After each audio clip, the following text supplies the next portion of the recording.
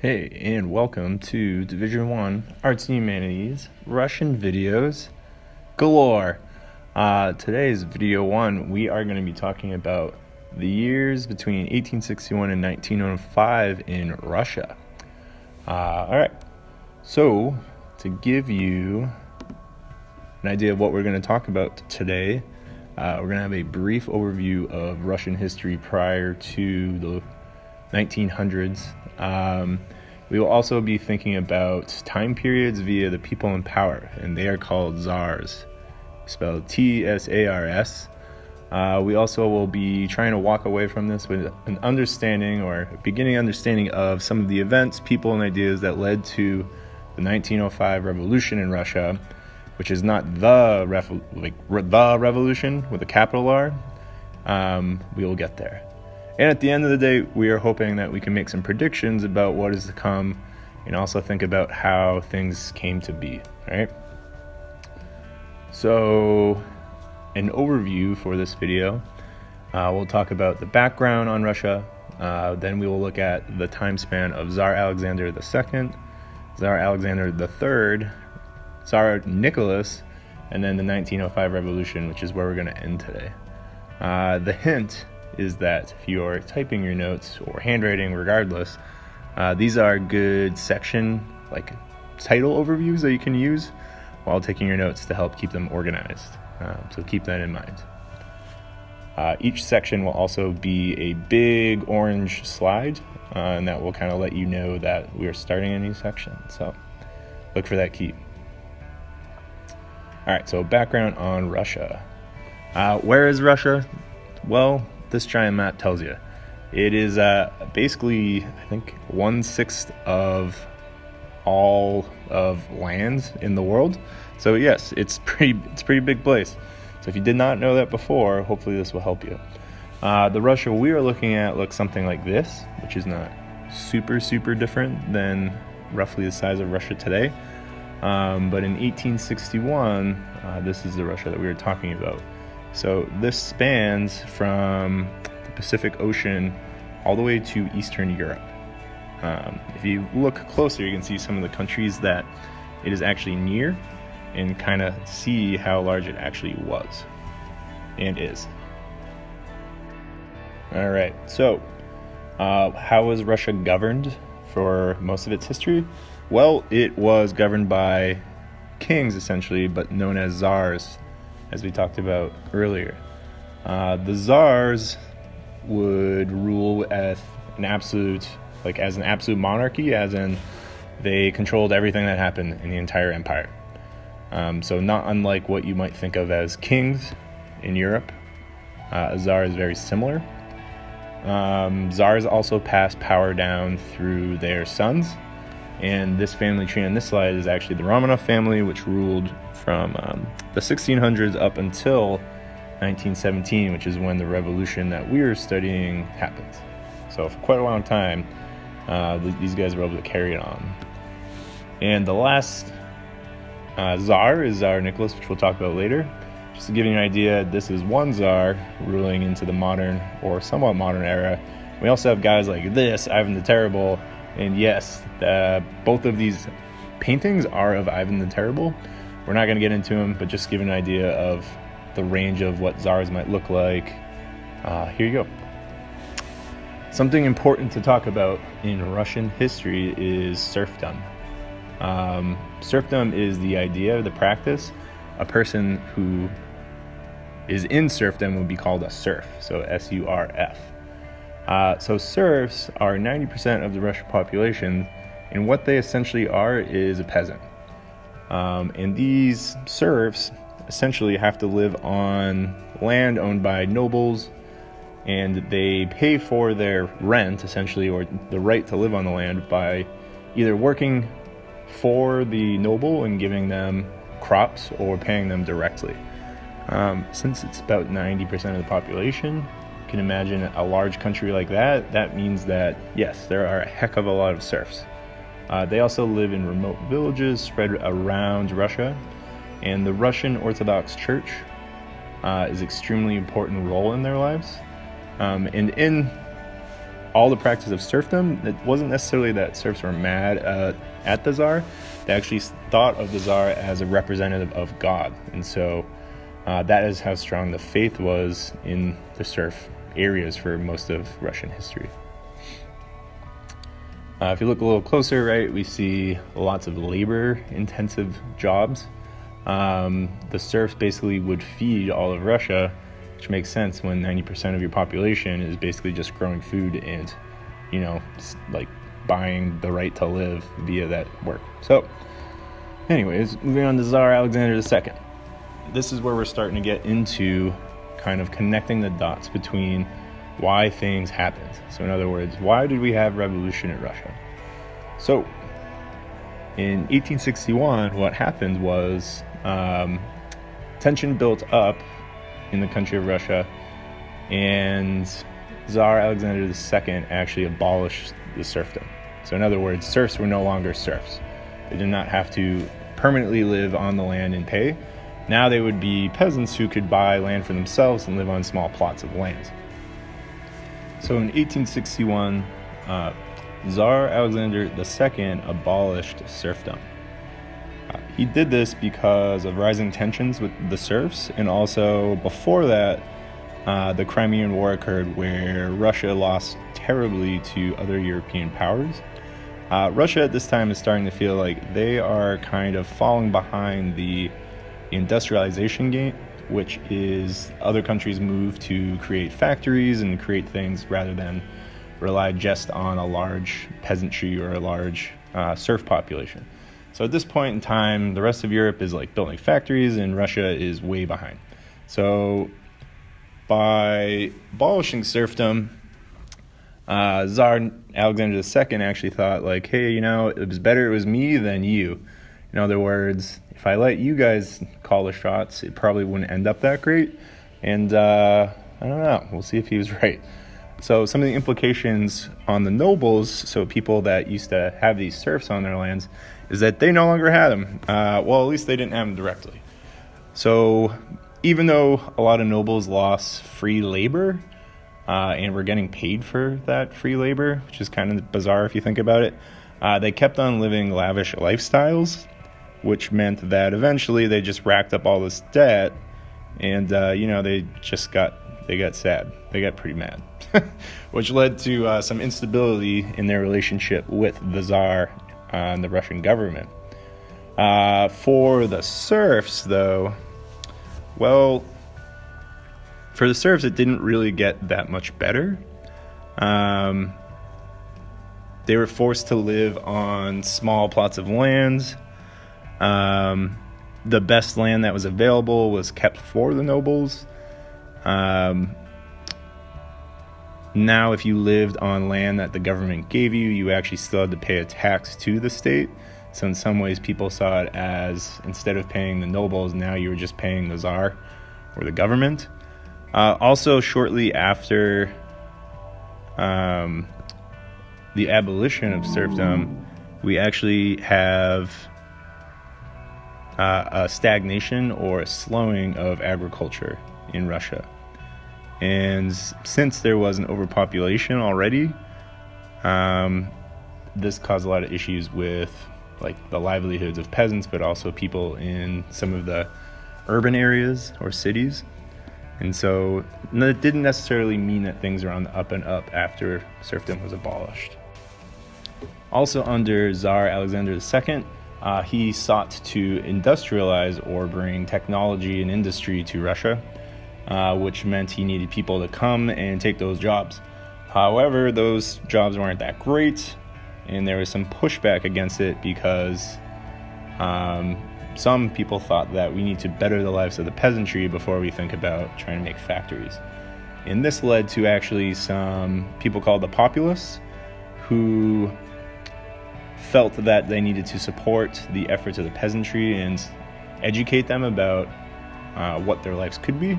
And they also developed this group called the People's Will, which were essentially a terrorist group, and they actually attempted to kill Tsar Alexander II 6 times, and then finally succeeded in 1881 on the 7th try. So yeah, people were not that happy, even though it did seem like Tsar Alexander II was trying to change things a little bit at this point. As we move into Tsar Alexander III, who was the son of Alexander II, he kind of took a step back. He decided that it was great that my dad wanted to, do some nice things, but he decided that we got to go old school. And so he started a process called Russification, which basically means what you might think. Everything should be Russian. And so all of the lands and areas and ethnic groups and beliefs within Russia are now supposed to be just what Tsar Alexander III believes it should be. So if you remember in the map earlier on, there's some countries like Latvia, Lithuania, what is now known as Ukraine. And anyways, all of these places spoke different Slavic languages or a different language completely. And now they're trying to be forced to speak only Russian, do Russian things, practice Russian Orthodox, and so on. Also in Russia, there is quite a bit of Jewish population. And so, as you might imagine, the Jews were also facing persecution to become Russian and kind of give up their heritage. So there's a bit of a crackdown under this guy. To enforce the Russification of the Russian Empire, Tsar Alexander III relied on secret police, which would essentially pull anyone off the street if they opposed what Tsar Alexander considered to be Russian or Russian enough. This led to a stifling or slowing of opposition to Alexander III, and since there was already a lot of censorship about what people had the right to say in public, he had a pretty good crackdown during this point. Then, in 1891, we have a major famine, meaning that a lot of food either did not grow or a lot of crops died after they were grown. And so after this, we have a major food crisis, which leads to even more unrest.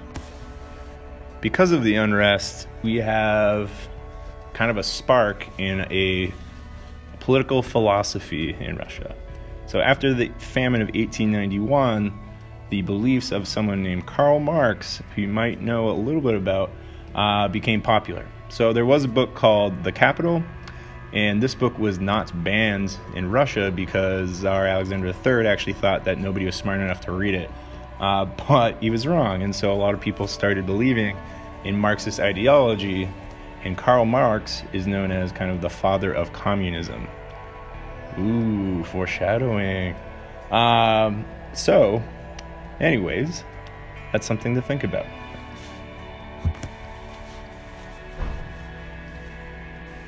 Our next and last ruler that we will talk about is Tsar Nicholas II.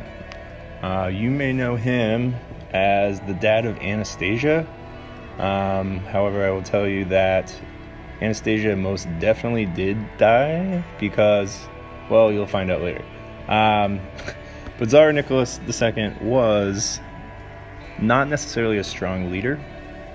He wanted to present as a strong kind of ruthless or brutal leader, but he was not necessarily liked by the nobles, and he wasn't necessarily all that wise, to put it bluntly. During his rule, we see quite a bit of peasants moving to the cities as the movement to industrialize Russia continued. As more and more people move to cities, we find poor living conditions, poor work conditions, and crazy overcrowding in cities that never really existed before. Overall, we see a urban population increase that went from 7 to 28 million people. And this happened in a very short span of time. As this is all going on, we also have what is called the Russo-Japanese War, which happened in 1904 to 1905.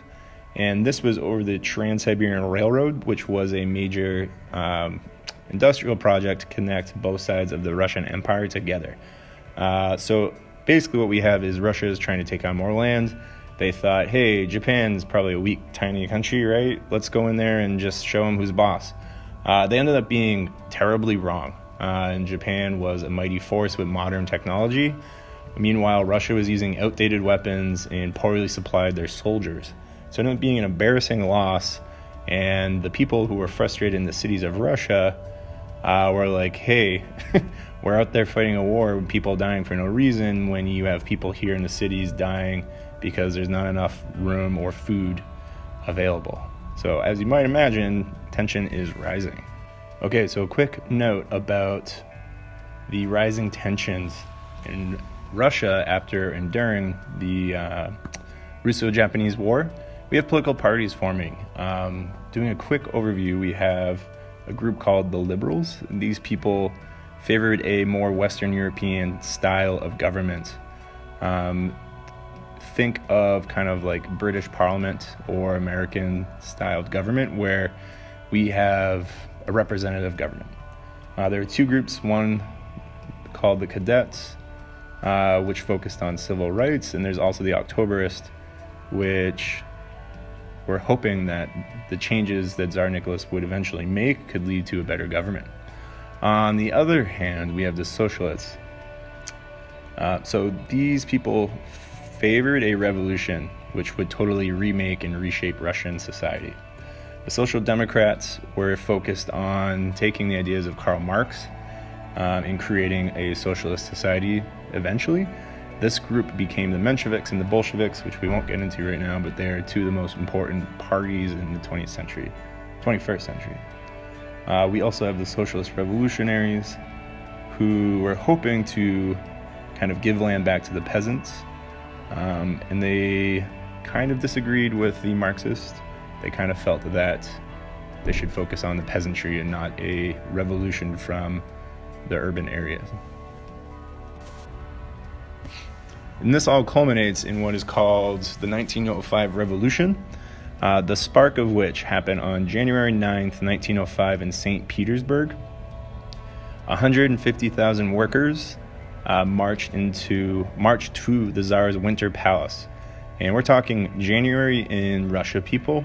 It's very cold.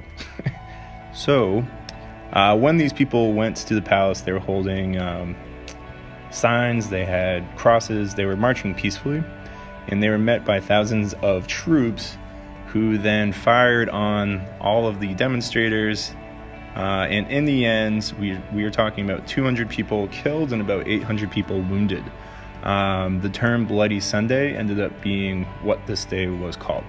So you might know the song Bloody Sunday, but that's an Irish Bloody Sunday. This is the 1905 Russian Bloody Sunday. After this, many people saw that there was an opportunity for major change in Russia. And so the political parties that were forming, although it was illegal at the time, now were starting to feel like they had momentum because the people of Russia had directly been attacked by their own government. From September to October, there was a large strike in Russia, which was the first major organized strike. And this culminated and ended with what was called the October Manifesto. In this manifesto, the people organizing it asked for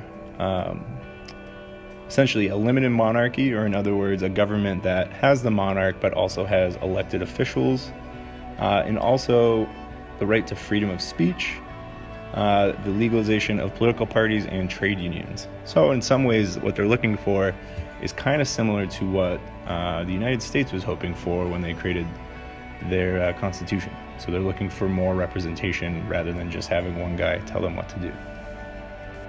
So in the end, Tsar Nicholas II decided that he would provide the freedom of the press. He would allow political parties for the first time in Russian history. However, he could shut down a province and therefore strip rights if he felt like he needed to. But he also was going to hold elections, and they were going to create a government that shared power with the Tsar.